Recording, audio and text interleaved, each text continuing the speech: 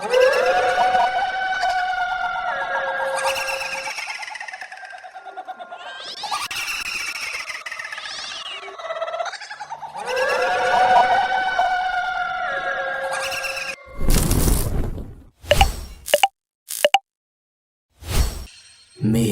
ছিল ছোট একটি বিস্কুট ফ্যাক্টরি, যা ছিল তাদের পরিবারের জীবিকার মূল উৎস।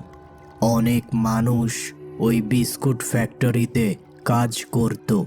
তবে এই ভৌতিক ঘটনা যখন ঘটে, তখন ওই বিস্কুট ফ্যাক্টরিতে রাতের বেলা চুরি হচ্ছিল। তাই মেহেদি ও তার বন্ধু কাশেম প্রতি রাতে ওই বিস্কুট ফ্যাক্টরিতে পাহারা দেওয়া শুরু করে। একদিন রাতে মেহেদি ও কাশেম ফ্যাক্টরির ছোট একটি ঘরে ঘুমিয়েছিল। রাত তখন প্রায় 2টা।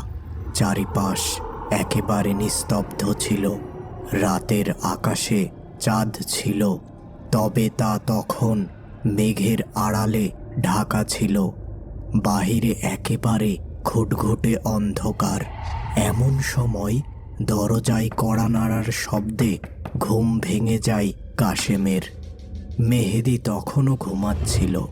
কাশেম বিছানা থেকে উঠে মেহেদিকে বলল, এই মেহেদি, কে যেন আমাদের এই দরজায় টোকা দিচ্ছে, দরজা খুলবো নাকি? মেহেদি ঘুম জড়ানো কণ্ঠে বলল, আরে এত রাতে আবার কে আসলো?